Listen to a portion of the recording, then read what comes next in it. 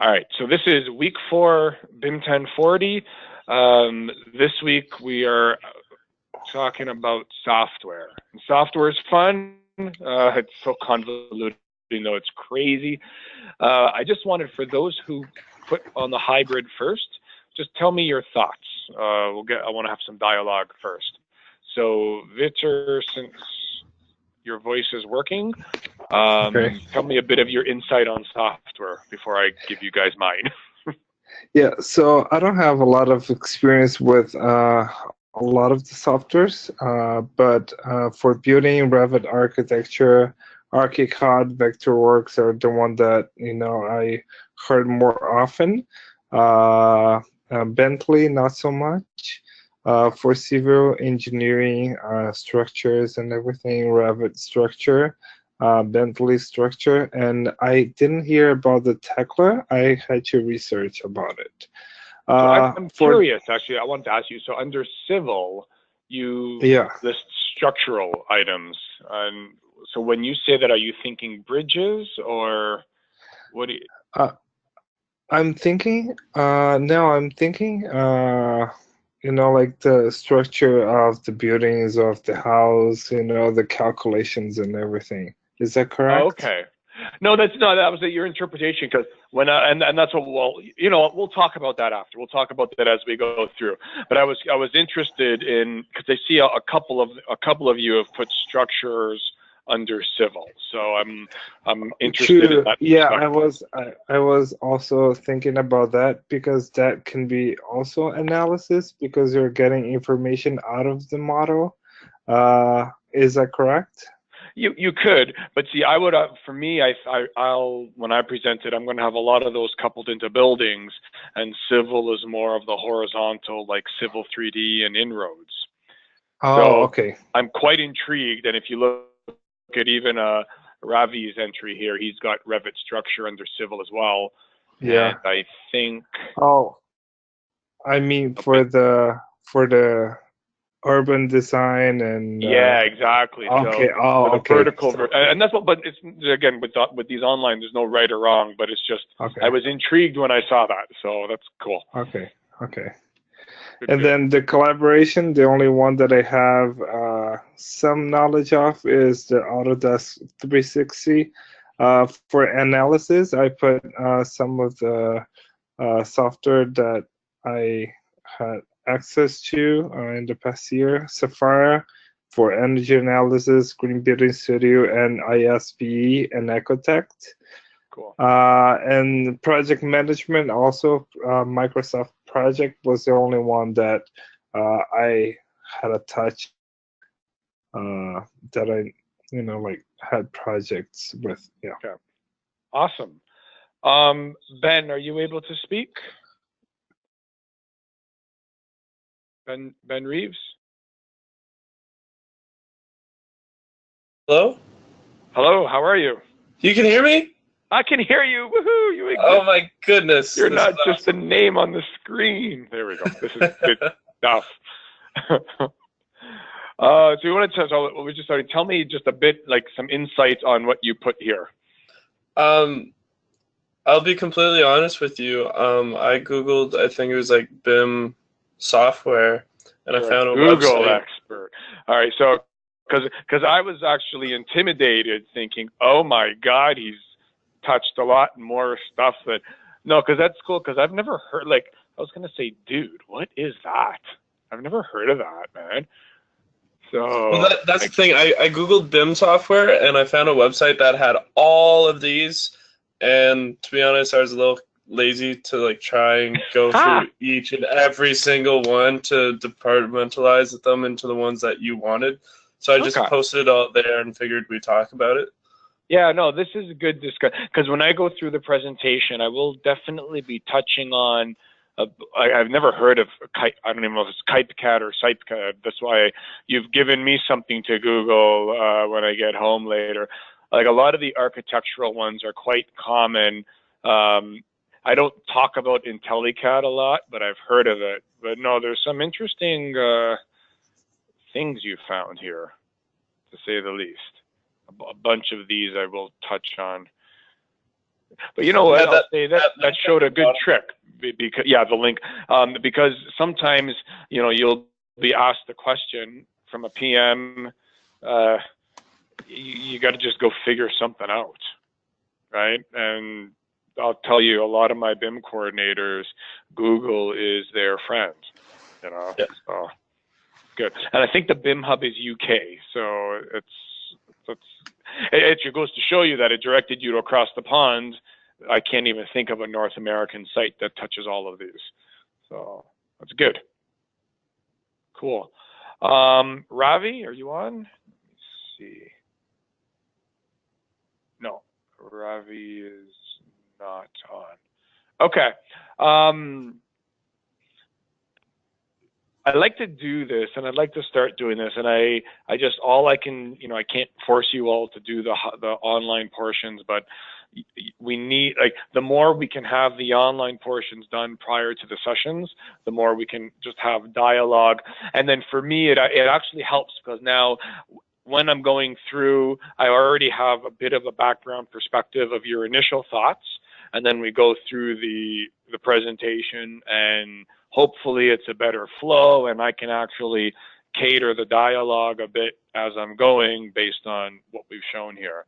And I'll say to you all, I know that I'm one of 5 courses that are currently active, so I know that, and there's your day job, and there's all the 5 courses, but anything you can do, because this takes the place of those in-person labs that you do for the other sessions. So it's at your own time.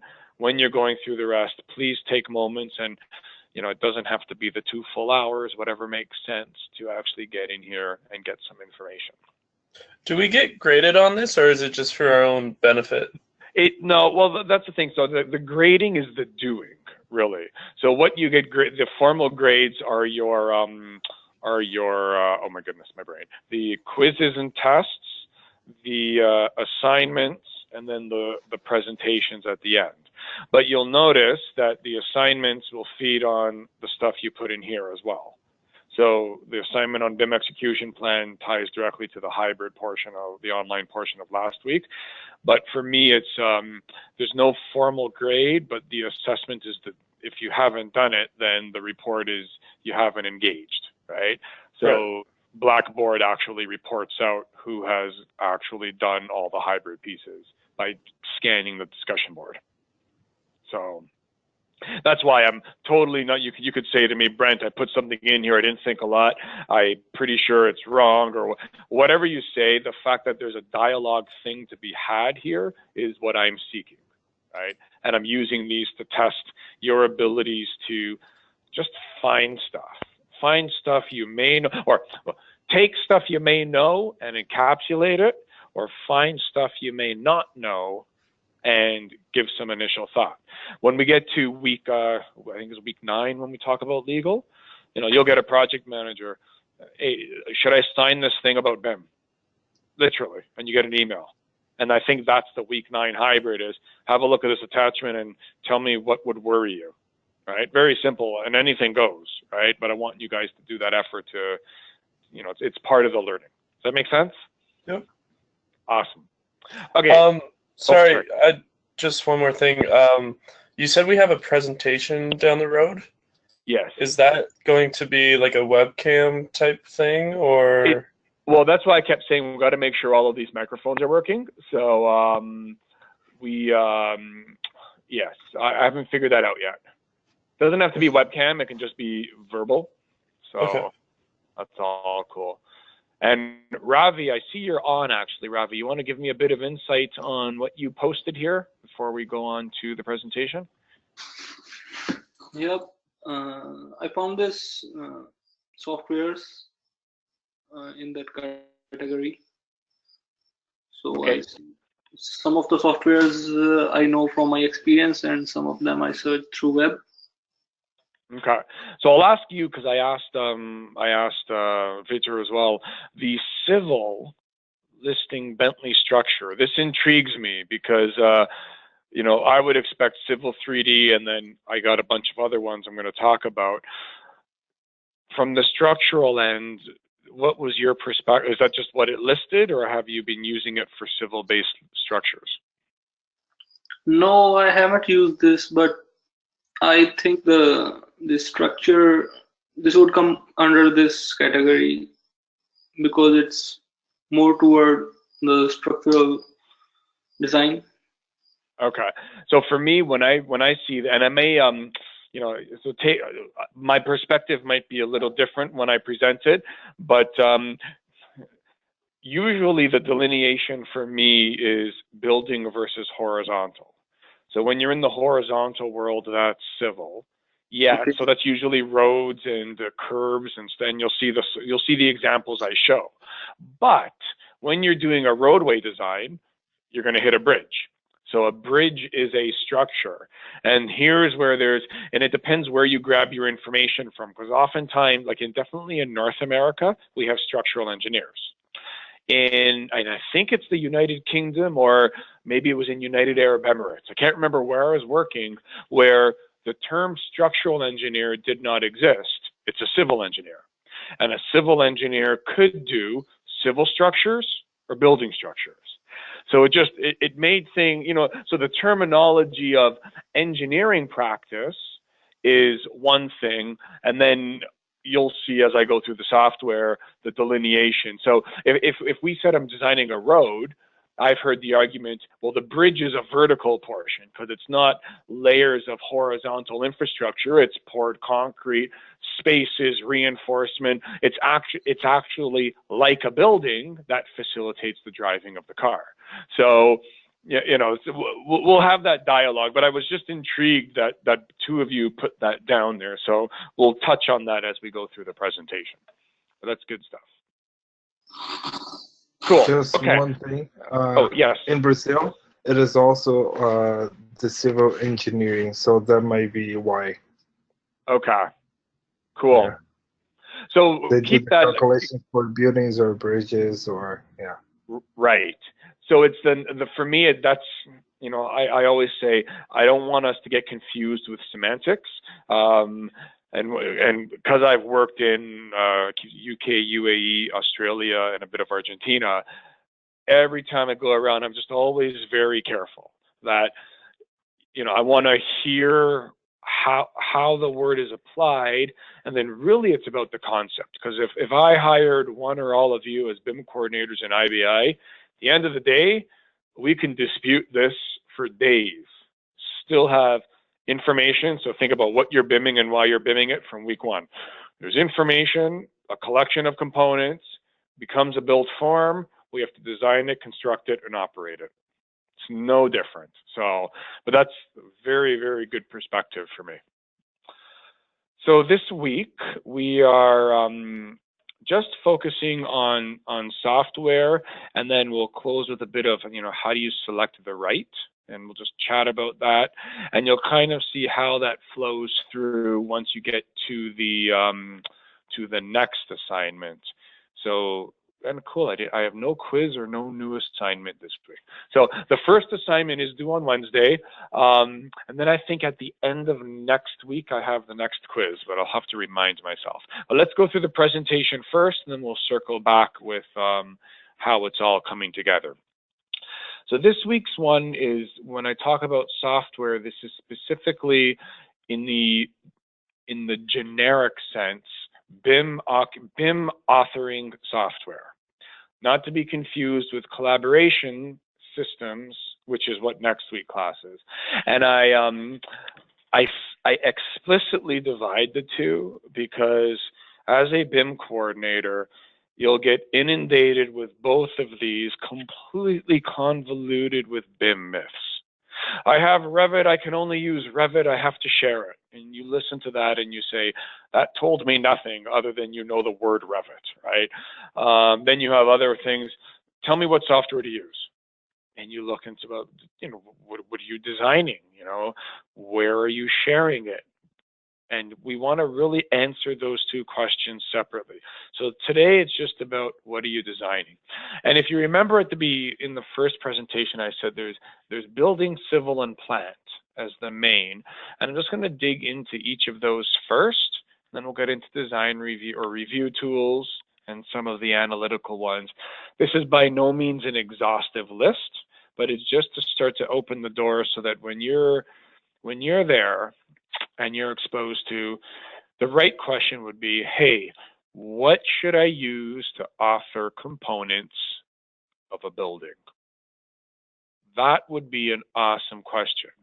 Now, the problem, so again, various tools, and of course I put other because there's tons of ones out there. When you're dealing with buildings, it leads into, I described everything. You have modeling capabilities to analyze, and then to exchange information. And we talked about the IFC file just a little bit, and I know that's going to be exposed in the other courses, but to be able to export to an OpenBIM format that allows you to get into analytical tools and other items.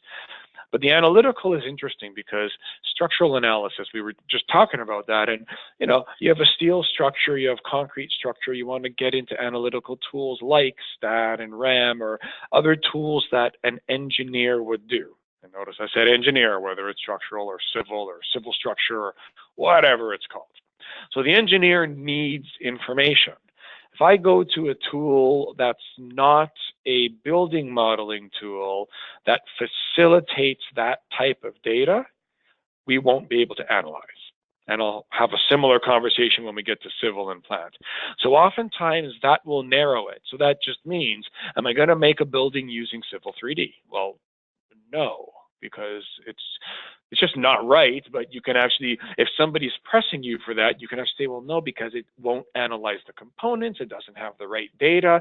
And at the end of the day, if I want to do walls, floors, roofs, and ceilings and doors, I got to use a tool that does that stuff.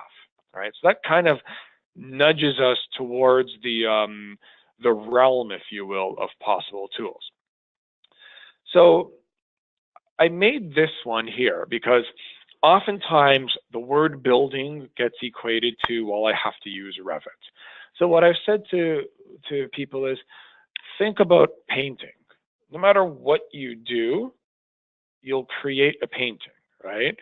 And I put these two together because I used to love oil painting and I used to hate watercolors. And the reason was I couldn't get the watercolor to do what I wanted to do. The fine lines, the crisp detail, the contrasts. Then I get an artist who's awesome at watercolors. She said, well, you just suck, Brent, because look at what I can do with watercolors and it looks really good. So some tools are preferential. The other thing that comes into play is sometimes it's just, listen, I already bought 15 licenses of Revit. I kind of want to just use what I already purchased. So some tools are chosen by necessity.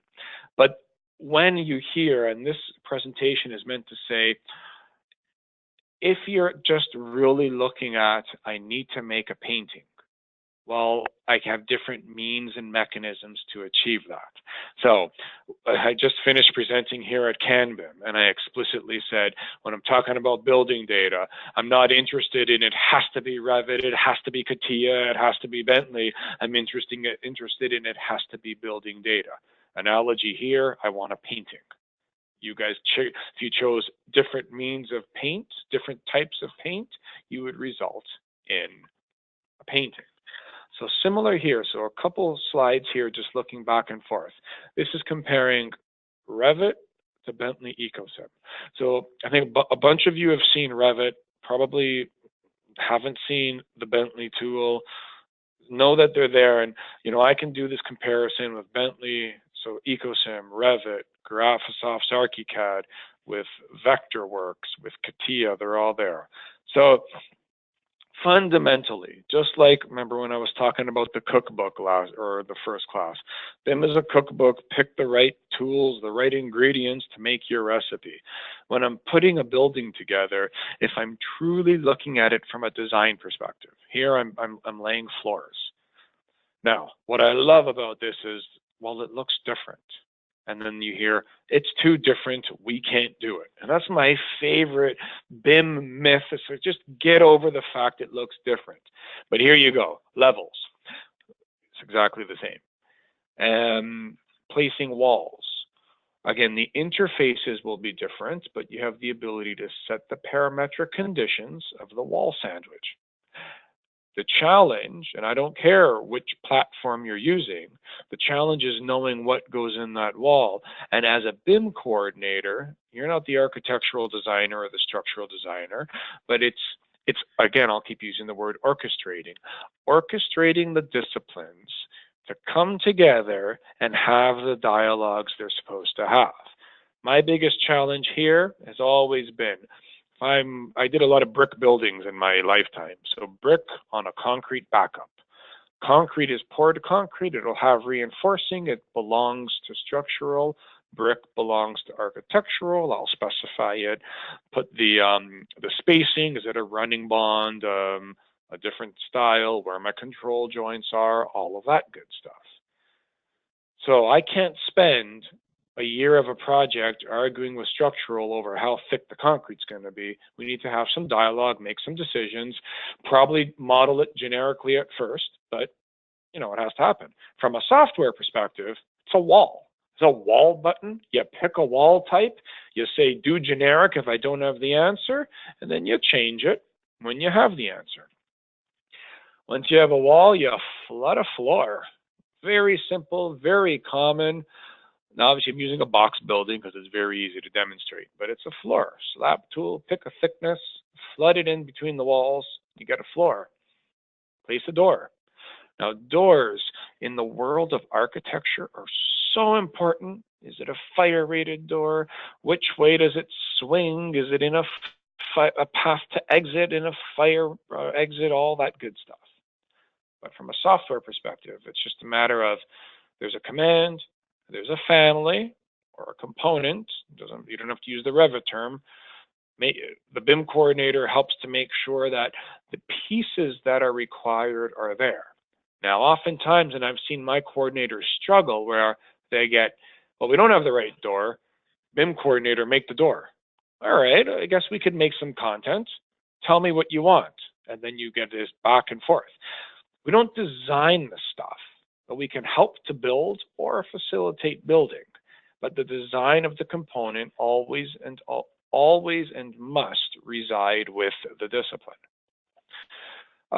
Placing windows, same concept. Curtain walls. I'm just showing this because I want to make sure there's an understanding that these tools are all comparable. Place a roof, place stairs, handrail. They all have commands. Scheduling, same concepts. You can say there are data entries or parameters attached to any component. Therefore, we have the ability to tag components and yield a result. And I deliberately showed them differently because you can do that.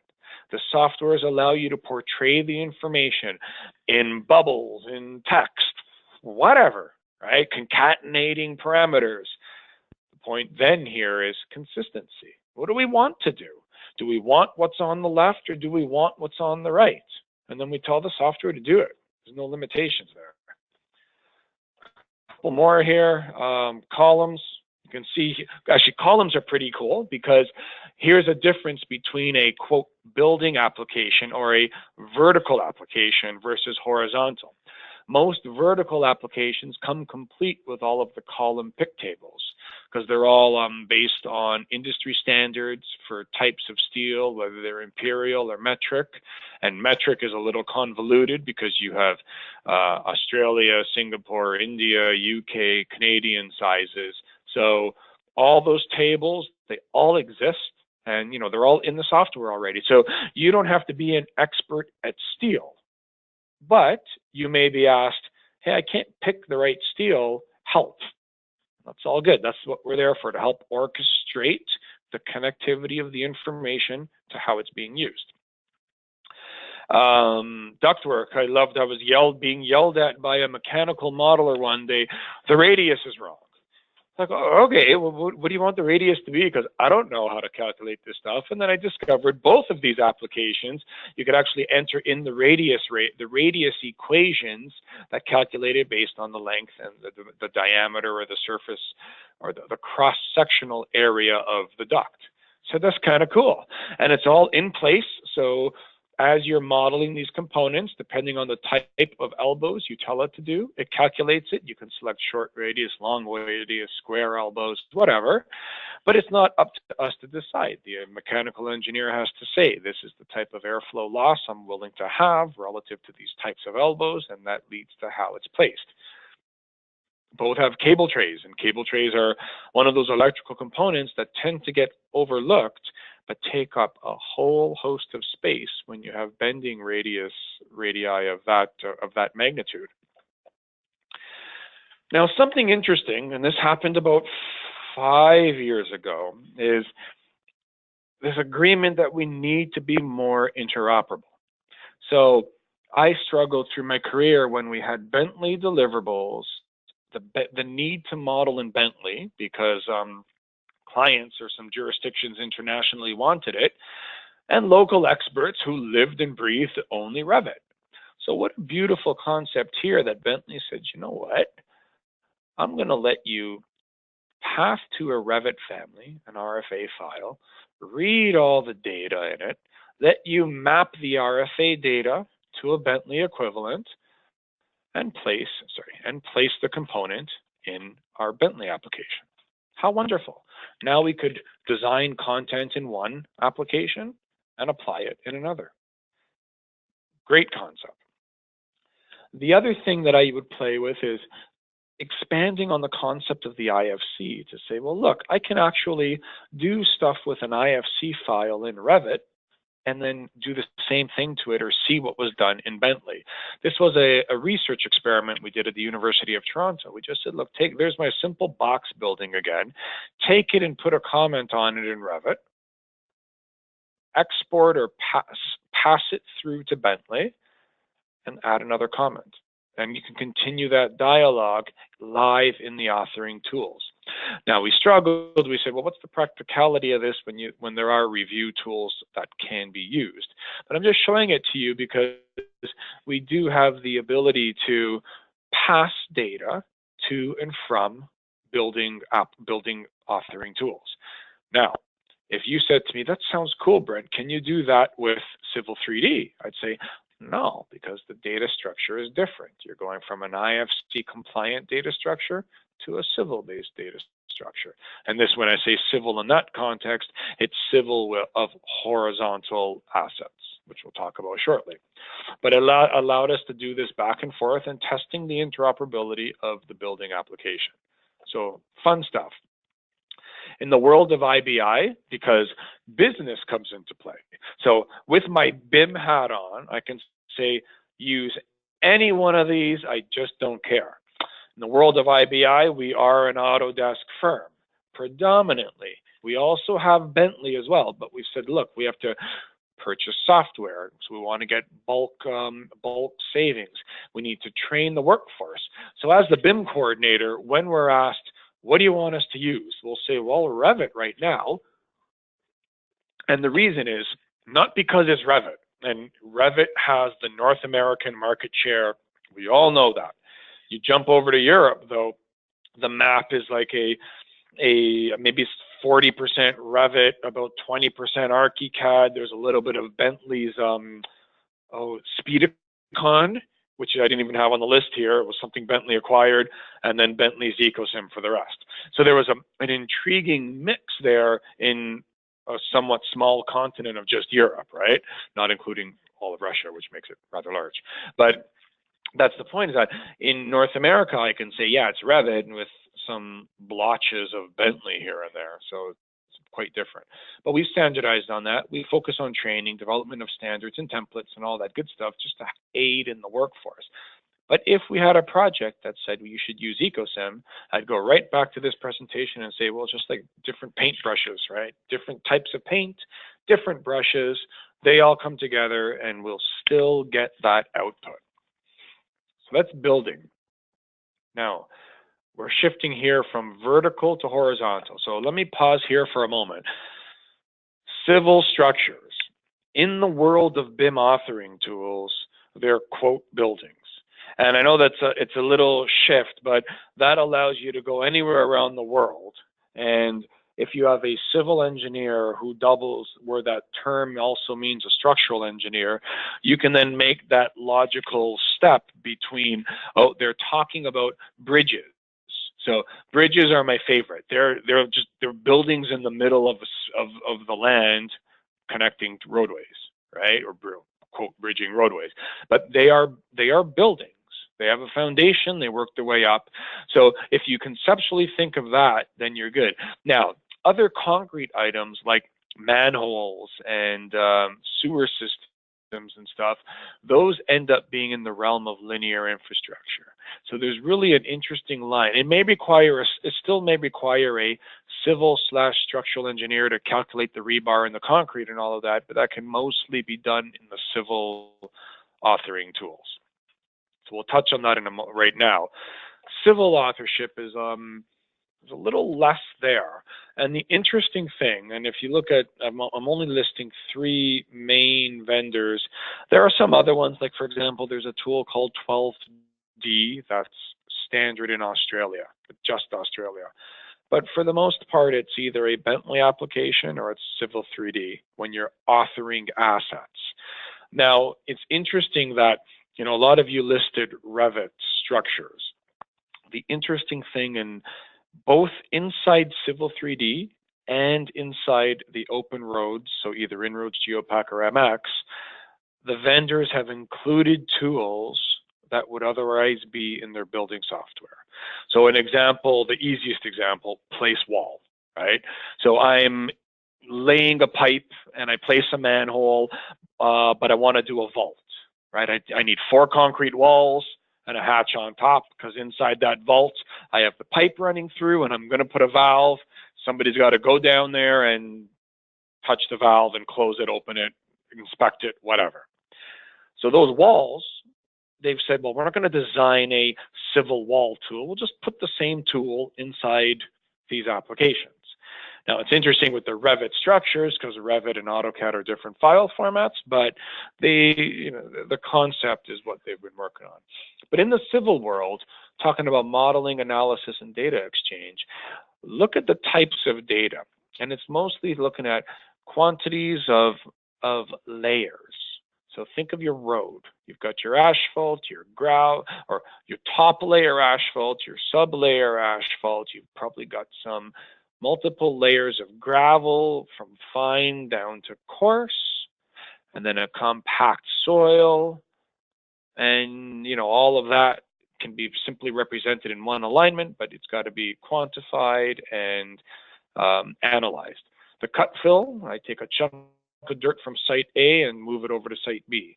Or I'm on a hill, so I want to cut in and fill out a different portion to flatten a little bit. So it's analyzing the augmentations put to the model.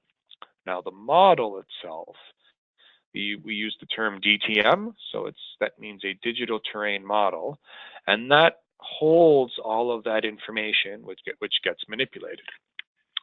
So when we look at the civil world in the AutoCAD Civil 3D, this is the type of thing we do. Now, from a BIM perspective, you may look and say, you know what, I have a building background, I have no clue what any of this stuff is. And that's exactly the world I came from. I'm an architect. This stuff was, oh my goodness, what? But the beauty is, the civil designers, the roadway transportation designers, they all know their stuff. We're not here to tell them how to design or even how to operate their software. We're here to orchestrate the information. So one thing of particular importance is this data shortcut project, or a DSP. Quite simply, think of Revit. When we're all in the big Revit bucket, you add a door, the door is there, I see the door. Simple. Now think of AutoCAD. Civil 3D is a bunch of DWG files. Okay, you have a DWG, I have a DWG. You add a surface, I don't see it. You add a pipe network, I don't see it.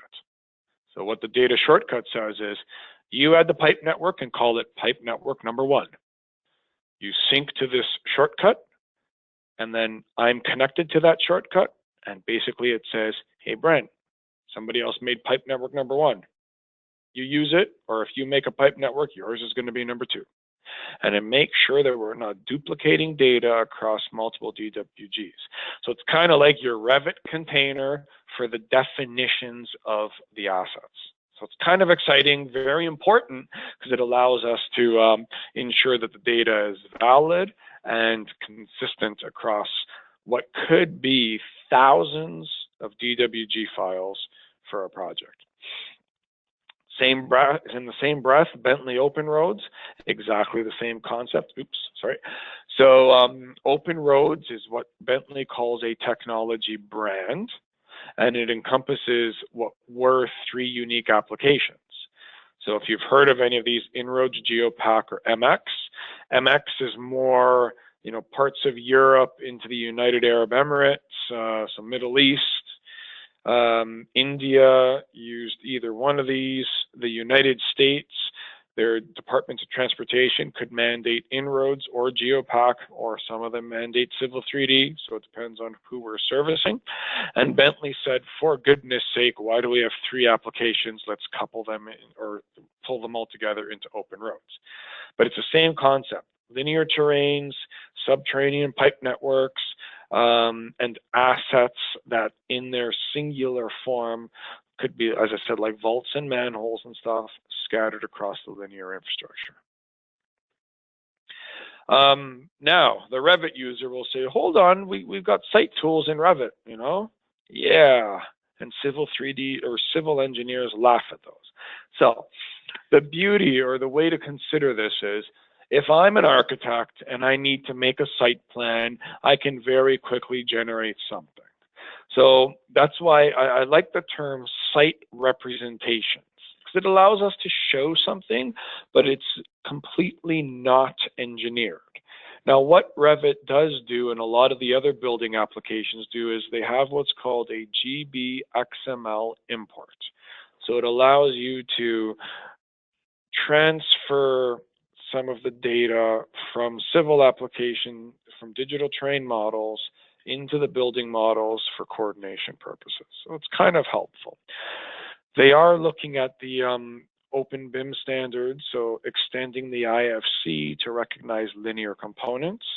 So once that happens, there'll be better fusion of civil and building applications. But right now, today, Revit, it's almost like a Band-Aid to say, you know what, here's a little quick fix for all you building modelers. Let's say you're working in a city, in an urban site, in a city center. There's no grading, it's pretty flat, and you just want to represent your parking spaces and your driveway. There is a purpose. The other one, and this, if you were hired into IBI Group, this would be your first question from the landscape architects. What should we use? And it's a thing of beauty. If you ask Autodesk, Bentley, Graphisoft, any one of them, they'll answer, well, they could use one, they could use the other. So what I show here, these are 3 solutions, all looking at the Autodesk platform. So Civil 3D, I hear, or what we rationalize is, it's pretty good for undulating surfaces, landscaping along roads, non-rectilinear bases is the way we describe it. Revit is pretty good for what we call urban landscape. So all of the components, so trees, shrubs, planters, etc., that could be on green roofs or roof gardens, or structured or structural slabs that are between buildings, very hardscape components. So very rectilinear, there's no undulating civil natural stuff going through. Revit makes sense. LandFX is now I always forget if it works on AutoCAD, and I can't remember if it's a third-party thing or an Autodesk. So with all the software, it gets all confusing because vendors are buying stuff all the time. But it's pretty good because it comes with a library of landscape components that a landscape architect can literally just place within the AutoCAD environment, and it allows you to quantify, update libraries, analyze varying tree widths and shadow lines and overall spread of the tree. So, it's pretty cool. And the answer is there's no right one because there's no governance. If you want to spend some money, there is a book called BIM for Landscape out of the UK. It's on Amazon. It's a fluorescent pink book, and you can't miss it. And it talks about conceptualizing BIM for the world of landscape, and this kind of encapsulates the problem that we're trying to address. Now, the other one, so I had Autodesk, I had Bentley, and I had Esri. ArcGIS is phenomenal. And if you're not familiar with GIS, it's Geographic Information System. It's basically an application that's kind of like your Google Earth, but so incredibly more profound and complex and enriched. It's all about varying data layers and their spatial orientation and location, and allows you, the user, to interact with data, turn layers off and on, etc. There's a natural fusion that has to occur between BIM and GIS. GIS is not about designing building assets or roadways or bridges. It's about taking the information about those designs and incorporating them into information about the surroundings and everything else. So that's what GIS does. And if there's time, I don't know if I have access to it, but we do have there's online viewers of data that maybe next time I'll send you guys a link to it. But it's pretty phenomenal how you can access data, correlate it, purpose fit it for a specific output, and then make it available. So that's the civil world. And you could see, unlike in the buildings where we say, you know what, we're going to focus on Revit. Where I work, we have GIS, but we can't say we're just going to use Civil 3D. We have jurisdictions that require data in the Bentley format. So we're actually disturbingly using all of those, except for MX. So there's a lot of information outside of the realm of the buildings that is flowing in various applications. So the concepts of open BIM and interoperability are very important. Then on the plant side, now plant is unique because most often, when you think of pipes and valves, and so think of in the domestic world, so toilets and sinks and your furnace and ductwork, all within the confines of your building. Think of Revit. You have a lot of those components, right? Your Revit MEP, all of the stuff is there. Plant comes in mostly when you're dealing with these types of analysis. So we're talking about a pipe stress analysis. I'm in an industrial plant. The pipe is made of stainless steel. It's 2 feet diameter, 600 millimeter diameter. Within the pipe, there's going to be high pressure liquid.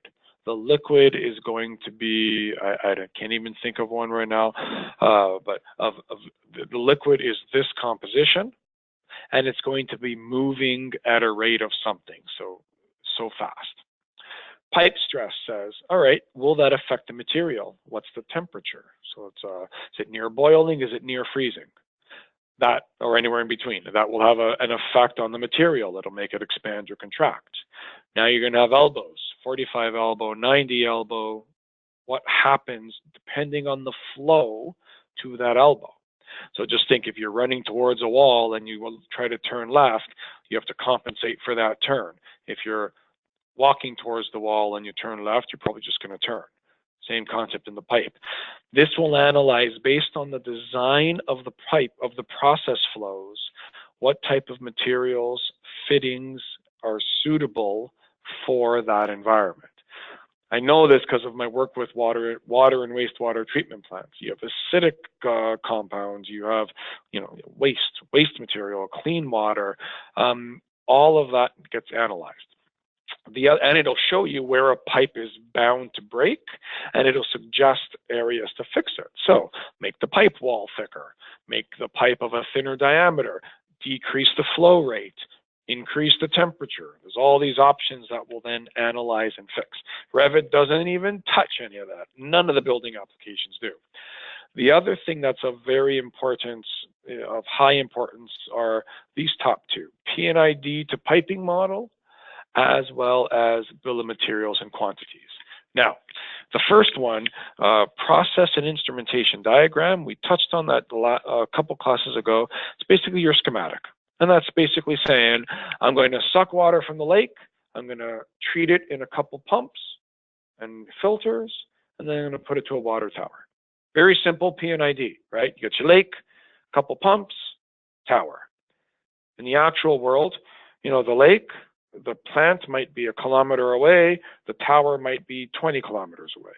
So in a very simple line diagram, it represents an entire network of activity.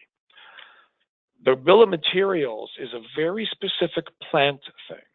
So you can get quantities out of Revit, Civil 3D, Bentley's, Open Roads, EcoSim. But the bill of materials leads to what they call a pure and true isometric that then goes straight to fabricators of pipes. So we don't make drawings, we make pipe isometrics with complete BOMs. And that bill of materials says everything that's on that isometric. So when it goes to the fabricator, they fabricate those pieces based on the ISO and the material component count. So it's a strong correlation, very critical to all these components. What does a plant tool look like? It's something like this. Now, the beauty of a plant tool, it's what's called a spec-driven tool. So what that means is, think of those who go into Revit and say, oh my God, it's so hard because I press place wall and it asks me what wall I want. I don't know. I don't know what's in the wall. I've heard that so many times. When I was at CH2M Hill, this is what they had to know. So it's not just, hey, how big's my pipe? I'm going to place a pipe that on this here is saying it's 14-inch diameter. That's the pipe. No. I got to know all this stuff. Everything in blue on this application is a selectable item. And if I don't select and make a decision, I don't place a pipe. And the reason you do that is to ensure your isometrics and your bill of materials are all good. The other thing it does is it makes sure that the things I'm selecting are allowed. And what I mean by that is, look at this material, ductile iron. An iron pipe, you can have that of many varying sizes. So that's cool. But what if that was a copper pipe? So copper, you can see around your homes, you can get down to 1/4-inch tubing of copper. Fine. You cannot have 900 millimeter copper pipe or like 1500 millimeter, 1.5 meter. It does not exist. It's not even physically possible. The copper will crumble. So these applications prevent those from happening. So there's a material spec that says the maximum diameter for copper is X, and therefore you can't do that. Same concept with reinforced concrete piping. I can put a pipe that's 5 meters in diameter, all good, but you cannot make a 1/2-inch reinforced concrete pipe. It's nuts. You just don't do that, right? So even though it may be physically possible, the spec refrains or prevents you from doing that.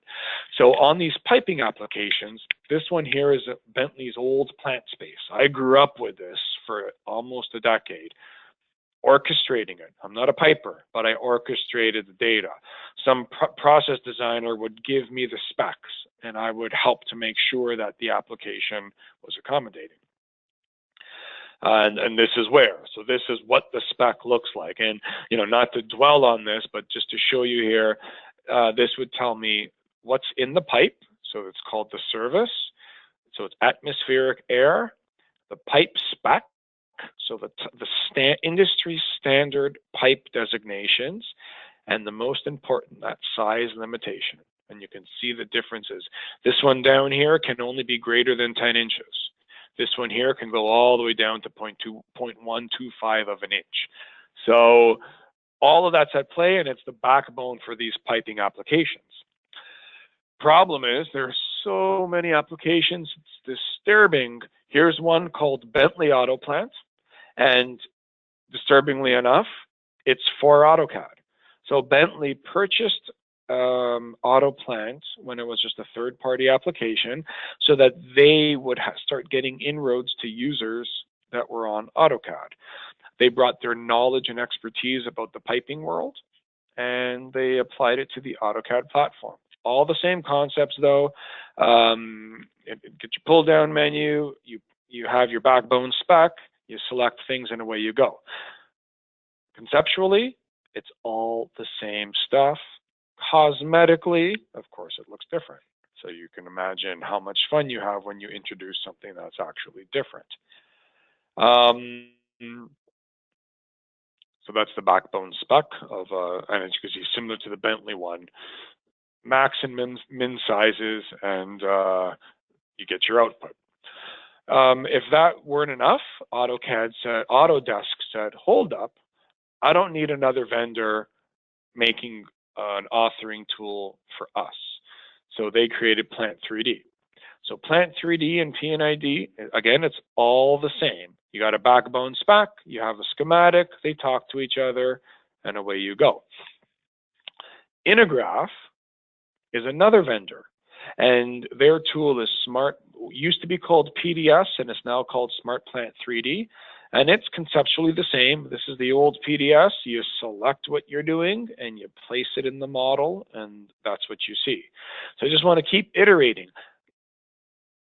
No different than Revit. Just a little more content, and you're modeling different stuff. So buildings are buildings. On the plant world, it's just this dependency on the backbone spec that drives things.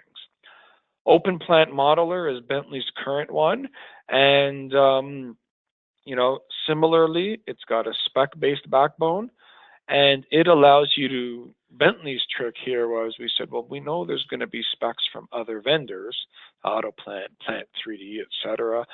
Let you pull these multitude of data definitions into one application. So that's where a lot of their work has gone. But at the end of the day, from a BIM coordinator or a BIM professional, you stand way back and you say, what has to be BIMmed and why? And if you hear pipes, pose the question. That's what I do. And notice in here, I didn't show, but I put in Autodesk Revit piping tool. And I did that, like, I did that with caution. I always talk about that, and I'll tell you why. So here in IBI Group, we have a small practice, a small portion of the firm that looks at water and wastewater plants. And I've said to them, if we're really going to design this properly, we need a proper plant and P&ID tool. But then oftentimes we're just interfacing with external entities that may be providing packaged systems or doing the design themselves. In those instances, we've said, well, if we just need to model the graphics and we don't care about analysis and we don't care about P&IDs, and it really is just to have the piping graphics in place so we can coordinate with the other disciplines, architecture, structure, MEP, etc., then it could make sense. But what we've said is we'll standardize on the Autodesk platform and press that forward as needed. All of this comes together, and that's the point. And I'll say this as BIM professionals, when you have a project that's a floating building, let me know, because all you need is Revit, or all you need is one of the other equivalents. But if not, there'll always be some interaction of building and civil, or all three, building, civil, and plant. I've been on a lot of projects where it's plant and civil. So that would be linear infrastructure projects where we are, you know, designing not only the horizontal surfaces, but also buried piping. So that could be sewer lines to, you know, pressurized oil pipelines. That, you know, those have been in the news quite a bit recently. So there's definitely possibilities there. Our job as BIM coordinators, and it's pretty complex, especially when you start, but it could be made to be simple. Again, what are you BIMing and why? these are the software options for what you describe. Okay? Lay them on the table. So if I told you I'm doing a building with some site work, boom, my options are right here. Everything building, everything civil. Then, employer information employment information requirements, EIR, or the North American equivalent. Does the client require anything? And if you get the blank looks, put software aside, find out if there's owner requirements. That's the next part of the next assignment. I'm going to give just a quick scenario, and you come in and you say, well, we could use A, B, and C based on these criteria. Does the owner require GIS? Do they want a Revit model? Do they want a DWG? Do they want a DGN? What works? How does it work, right? Those are the questions. Once you have that EIR, you know what we're modeling, then you start to look at the internals, right? So we're a team, okay? So is it just in one office? Is it just us, like us are one entity, and we use Revit? All right, Revit makes sense if it suits the EIR and the what we're BIMing. But what if we have an external entity? So what if you guys are Revit, and I'm a Bentley user, and I'm adamant, I will not use Revit. If you make me use Revit, you're going to have to double my fee. Are you going to double my fee so I can use Revit? Maybe. That's a dialogue with project management, not with a BIM coordinator. But you expose that as, hey, this could be an issue. Our subconsultant does not have the software we're prescribing. Now what? And we ask those questions. Want to move on to the other ones here, and model review, for me, is probably far more important than the authoring tool. And I say that, you know, I say that cringing, but if you think about it from a BIM professional perspective, this is where our world comes into play. So I think all of you on the hybrid online listed Navisworks. Navisworks is great. It reads everything. I can't think of one format I can't jam into Navisworks. Now, the problem is sometimes you lose data, and that's my biggest Autodesk drives me crazy. They gave this wonderful application that can open absolutely everything, but sometimes I just get geometry without the associated data. But it's there, and there's a free version, an online version for viewing purposes. Bentley has the same thing, a Navisworks equivalent called Navigator, and it's there, offered by Bentley. It's different though. It doesn't open everything. But what it does is Bentley has built plugins that generate what they call an I model. So it's kind of like an IFC, but Bentley went off and made their own. So that's a disappointment on their end. But their concept is go to SmartPlant 3D for piping, or Revit for your building, soon Civil 3D for linear, or any of their applications. You can do it in SketchUp, press the Publish iModel button, and it pulls geometry plus data. BIM Coordinator, we orchestrate the review model, so we just kind of link them all together, and I, as a reviewer, can see all the geometry plus the data in one application. Conceptually, it's pretty good, but I think the drawback is that it's not IFC. Now, IFC is an ISO standard industry foundation class. It takes geometry plus data. It's awesome because most, if not all, building applications are IFC certified. So that's a big difference, right? Everything in that building realm can export to IFC. Civil is starting. Plant does not. So those all that plant spec information, if we got those models into IFC, I think we would just see the layer name. So if you call the layer pipe, that's all you would know about the pipe. So that's being worked on.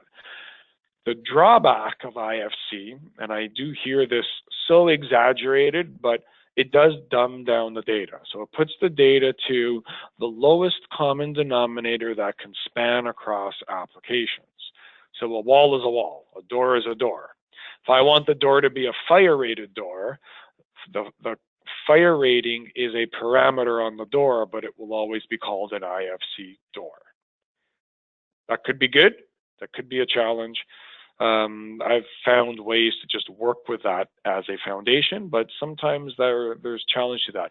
An example could be concrete slab. It's one of my favorite. So to quantify concrete, you get different multipliers, whether it's a linear slab, so a simple slab on grade, an elevated slab that's only connected at the four walls, so it's not sitting on the ground, elevator pit slabs or vault-based slabs. So depending on where the slab is, there's different ramifications. Garage slab, parking garage slabs, ramps. So when it comes into the IFC, it's all slab. So if in my authoring tool, I was using clever ways to delineate the slab, so I put a slab in a room that's called parking garage. When I do my cost estimate, I can see the two together. Well, here it's just slab. So just keep that in mind. But that's for that drawback aside, it is open source, open format, recognizes geometry plus data, and exposes it for use. 3D PDF is another one, and you can do that using the Adobe engine, now more predominantly with the Bluebeam engine, and you've got compatibility with most authoring tools, and it brings it into a pretty simple format where you can see a good amount of data. You do get some data degradation, and if these models become bigger and bigger, we have seen limitations of 3D PDFs. Most of what I've described are available in mobile applications, and I think I showed you guys this slide before. But in these mobile apps, you can isolate, query, drive around like you're driving a game controller, and then that leads into virtual or artificial reality, augmented reality, where basically what I'm doing here with gaming controls, I can now do with headsets and devices. Some other tools that we do definitely face, and this comes up often for me, is conceptual. And that's that BIM myth. BIM hinders my ability to do concept, and usually it's really associated to Revit, but they'll say, if I'm in Revit or EcoSim, it's asking me to know too much information, which I don't know yet. So we have conceptual tools like SketchUp or tools like InfraWorks. And I'm not sure if you're familiar with this one. Really bad description is InfraWorks is like SketchUp is for buildings, InfraWorks is for civil. It does much more than that, but what InfraWorks does is it actually analyzes existing data sources, including Google Map, Google Earth, GIS information, and it allows you to manipulate a design very quickly onto the terrain that it can interpolate from those sources. So you can see the top and bottom, that's kind of your plan and profile, but it's a 3D view and profile, and you can see the change in the elevation, and it's recognizing that from the terrain that it sees. So, you know, once you do that, the concept of it, and then Mike Bentley now has a tool called Concept Station. So the concept of tools like this is to very quickly generate linear alignments and preliminary designs, and then feed them into civil BIM authoring tools, Civil 3D, Inroads, or OpenRoads, etc. So those are there. Clouds. Awesome stuff. You will interact with those. We do a lot of work rationalizing and normalizing scan to BIM. So point clouds are great because it shows you what's there. They're also bad if you don't know what to do with them. So the first step is to interpolate and understand the point clouds and use them as a potential reference point. That's where Autodesk Recap or Bentley Descartes, and you can see very similar. You can do it with buildings, you can do it with linear, and you know the difference between these applications is, I want to say, not much other than cosmetic, but just allowing you to manipulate point clouds, fine-tune them, and get them ready for reference information. What these do not do is turn them into BIMs. It doesn't bring intelligence. Those light posts are points. I need to turn them into models.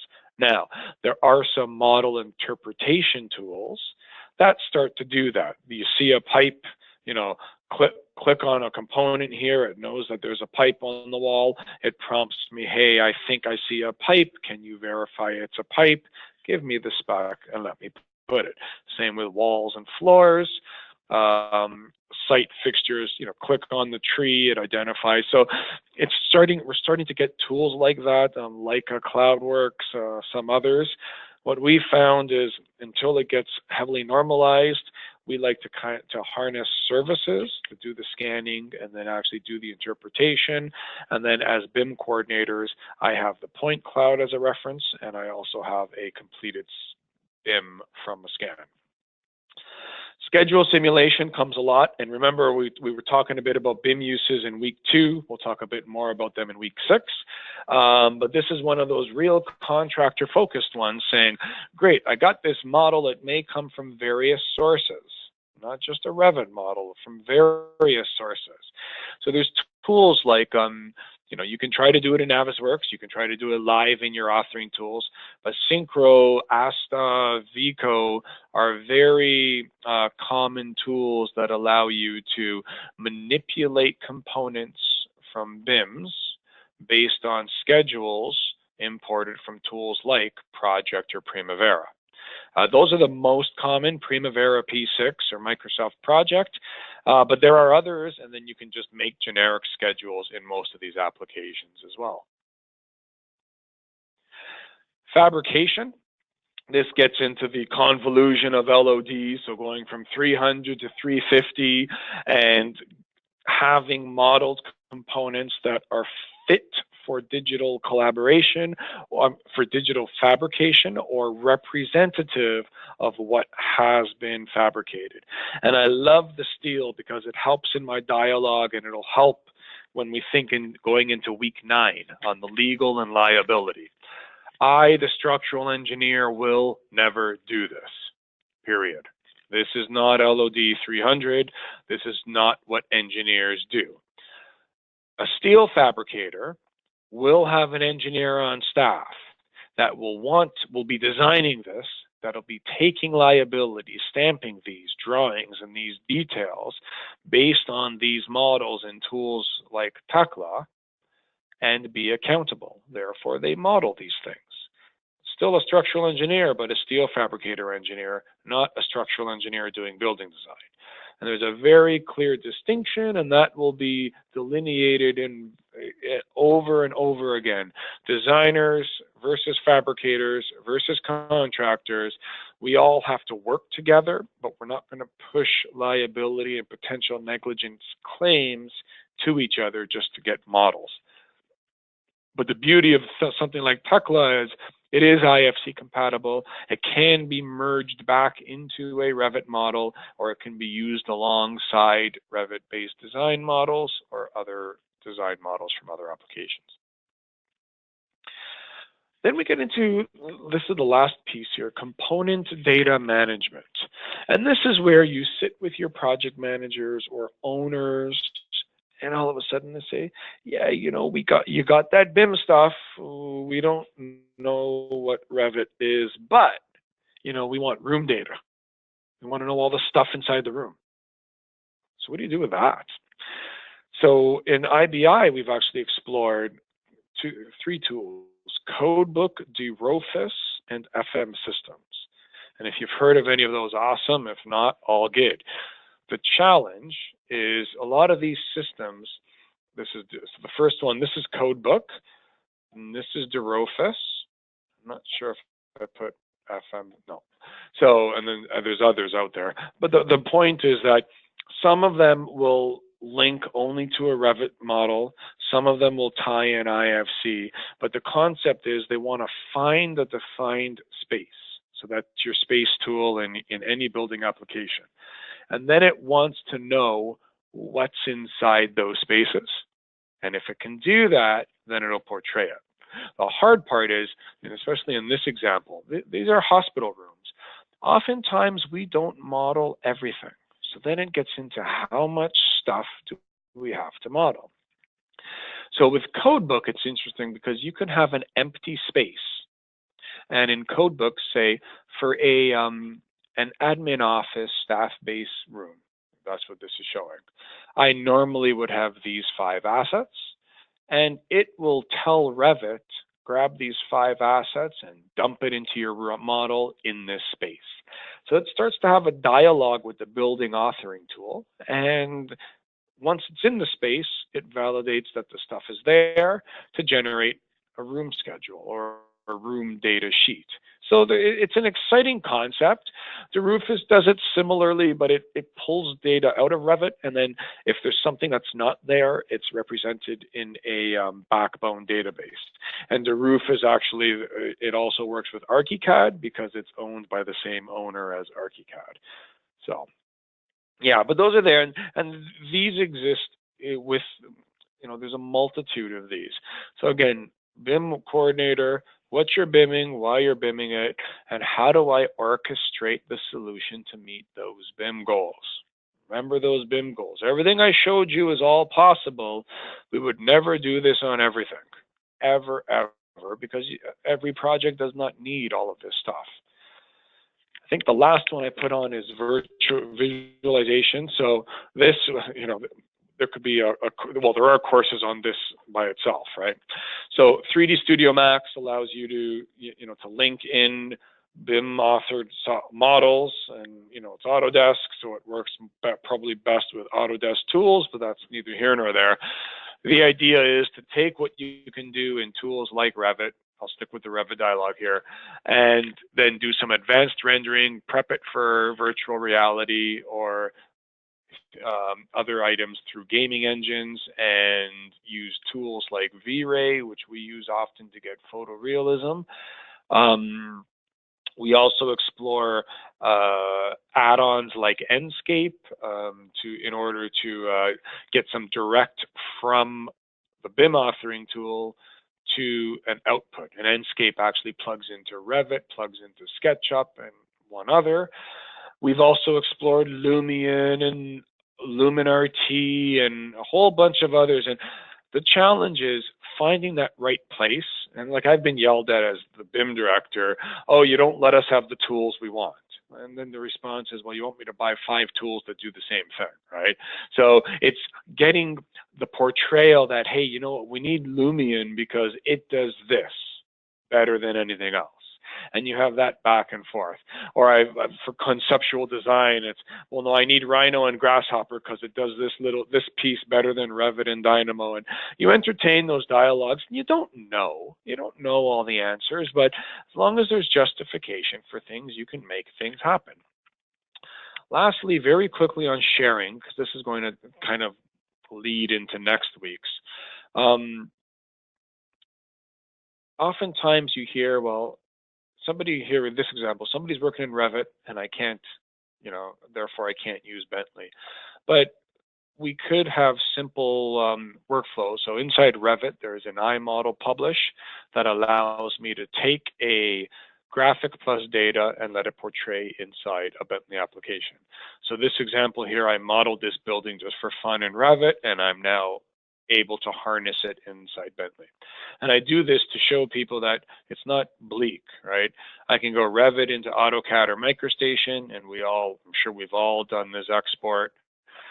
The challenge here is that you lose data. But as a BIM lead, you got to find out why are you wanting to do this? And if there's justification, you do it. You help orchestrate. And that's the critical thing.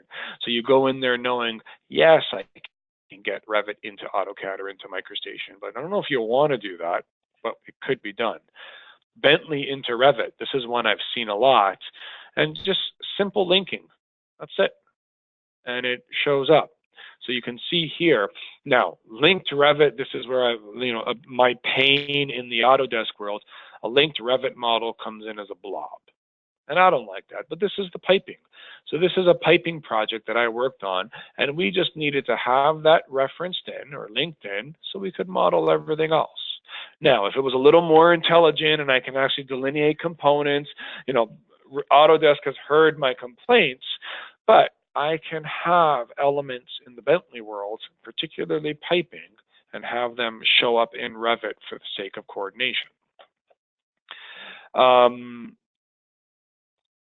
So that first point, remember, when we have multiple platforms, for the most part, geometry will pass from A to B to C to D. Data, not so much. And from our perspective, coordination is always required. So the leadership of the BIM lead, that's why we're all here. We will never know all the software, yet we help to orchestrate.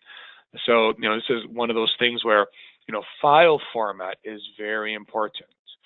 So if you see an assignment, for example, that says, I need format X as a deliverable, it starts to say, well, what makes those formats? What goes into those formats? And how do I analyze that? Same with model review. Each of these vendors have different review tools, and they can see most, if not all of all the other ones. So, from the perspective of, why am I telling you this, right?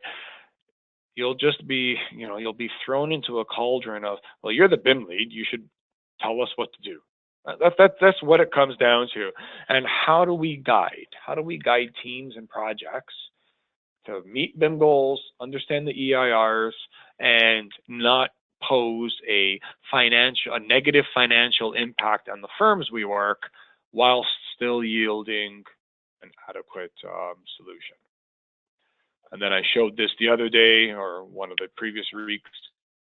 Interoperability, we could all be in multiple locations, multiple tools, but if we're all making common data, the output will yield itself. So that, as I said, this is a 7-year-old slide that I keep doing. But ultimately, it all circles back. Plan the project, scope your BIM, understand the intricacies of the software, and then identify the accountability through leading the team. Who's modeling what when, and that'll come into the legal side. So, we're not software experts. We will never, ever be software experts. We just have to have awareness of all this stuff, because it'll all impact in some form or another. And that's what I wanted to say today.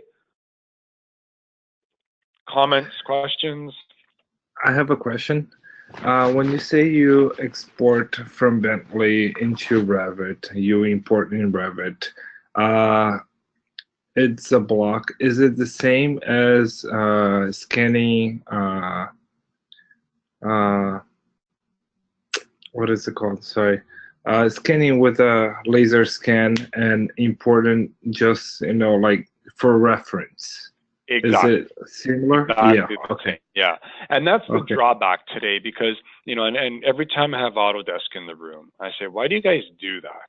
Because in the Bentley world, like here, the Revit into Bentley, I can actually touch all these components, and it tells me it's a wall, a roof.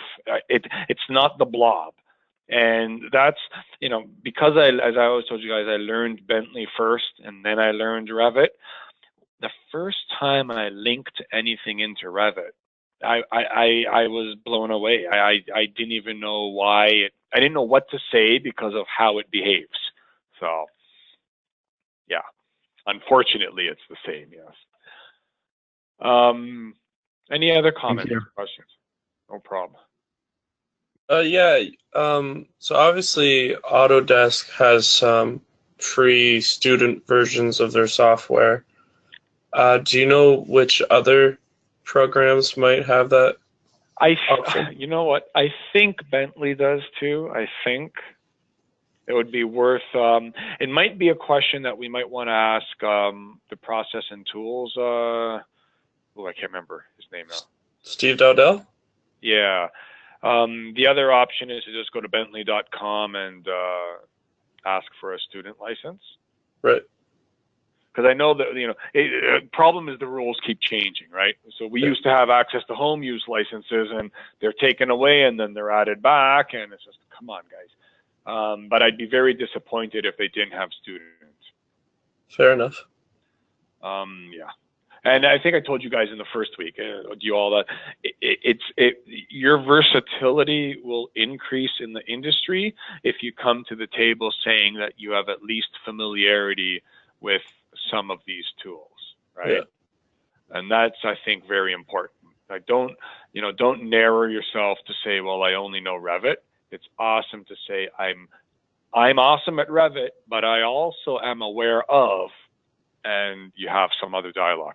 Because especially in Ontario, these DGN deliverables, so the MicroStation file format, makes project planning quite unique, to say the least. Yeah. Okay. So just looking at where we are here, I'll open up again. I'll open up because I'm at the conference. I won't open up the next week and everything probably till tomorrow morning, and I'll post a video and all of that. I'll probably open the next week now. The next week's class is going to be looking at collaboration. So the fun part about that will be, imagine everything I just described. How do you actually make things share when you're scattered across the globe or multiple entities? Okay. So in the hybrid, I'm asking, just pop in and say, here are some cloud-based solutions I'm familiar with, and then looking at BIM authoring tools that you have seen for work in progress. So remember, work in progress are when I'm in the design phase. So I'm working in Revit, how do you share it? I'm working in AutoCAD, how do you share it? Just ideas, right? Obviously, that's exactly what we're going to talk about, but I want your brains to start to stimulate the concept of that. And this first one is just curiosity of how have you guys, or what systems have you used to share stuff in the cloud? That's all, right? And if it is none, again, do some Google magic and we'll go from there. The in-class, similar concept, and this, how do you select the right software? It's a very important thing, and it'll all kind of come together. And then the assignments, will go through that at that time. Any further questions or comments for today? Not on my part. Okay. Yes. Hey, can I Lynn. ask a question for assignment 1? Yes, absolutely. Okay. What I understood that I'm gonna assume a project, and I'm gonna use the 2 templates. So I'm gonna do it twice, one for the North American and one for UK. Is it right like that? Yeah. So that's exactly what we want to do. So that's what we're saying. So create a plan designed to meet the requirements of a project, right? So that's the outcomes. But what I want you to do is do a compare and contrast, right? So I don't want you to make up a project. What I want you to do, sorry, sorry, let me backtrack. The outcome is create a plan. So remember in the CLRs, remember if you go here, I'll do this. If you go to course information, yeah, because what you just said there, I just said yes, and I said, well, hold on, wait a minute, it's not quite yes. So course information in the CSI, right? So the CSI says this is what the course is all about. So in the assignment, what it's saying is the learning outcome, this lists the CSI and the embedded knowledge skill that applies. So it's not saying to create the execution plan, it's saying that the weekly outcome is about creating the plan. So if I go back up to, oh, sorry, the CLR is in my course information. I apologize. So if you go up to the course information, and let me scroll down here, and I go to the CSI for create a project BIM execution plan. So you scroll down here. So the assignment number 1 is about this, and then the ability to identify and interpret differences in the plans. So that's what this is saying. It's picking out which 3 from all of these apply to assignment number 1. Does that make sense? Not much. I didn't understand. Yeah, so I guess, yeah, so I know I'm not explaining that very well, but so let me try, I'll try to explain it again. Overall from the course, so when we design the course, in that course outline, it's basically saying, I need to define what I'm hoping you all are able to learn from each of the course. So these are the 5, or there's 7 of them, I think. These are the 7 missions of the course. And each week is mapped to something in that course. So if I go back to week number 3, I'll go to the week materials for a moment. In week number 3, we're saying that we were covering these objectives.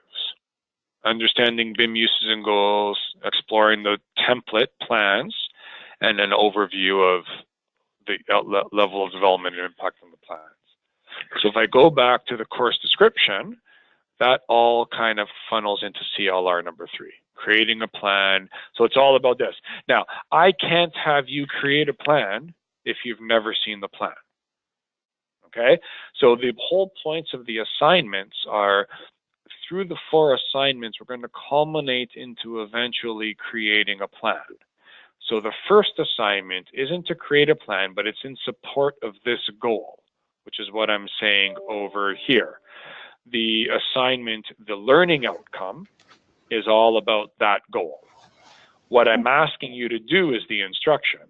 So it's saying, take the 2 templates, and I gave them to you here, and just conduct a thorough compare and contrast. So I want you to compare and contrast only what you see in the templates. So you're not making the plan. So I want you to go to each template and basically look at these and anything else you think makes sense, and talk about or write up the differences, whatever format you see fit. But you're not writing a project. There's no project here. Yeah, it's just comparing the templates. Okay, now I understood. Okay. Awesome. Because just so you guys see them, these will expose these one by one. The one next week is going to look at selecting appropriate solutions. And here, I'm going to introduce some project criteria, and we'll assign one of the projects to, I'm not sure, I have three different criterias, and I think there's 7 of you, so 2 each, and then 1 we can pick. Then we're going to get into defining a technical solution. So we're going to take those projects and start to expand on it a bit and make an actual plan, and then we're going to create some specific workflows. So that's kind of how the assignments go. So this one here, no, this is just very simply look at the differences and look at what's in the whole Penn State, look at what's in the whole UK, and say, you know what, Penn State has this and the UK doesn't, right? UK talks about this and the Penn State doesn't, and that's all we're doing. Cool? Perfect. Thank you. No problem. There's a question. Okay. All right. So if there isn't anything else, what we'll do is we'll end the webinar, and then we'll reconvene next week. Okay. And okay. Okay. That. And please, everybody do the hybrid, because I don't want you guys to fall behind on the hybrid side. And for me, it's just an important part of like, it'll enrich our dialogue, and then it'll also enrich how we prep for the assignments and everything that follows. Okay. Okay. All right. Thank you, everybody. I will close the webinar. I'll open up week 5, and then I most likely will post the YouTube and everything tomorrow morning at some point. But have a good weekend, everybody, and thank you for your participation. Thank you, you too. Bye.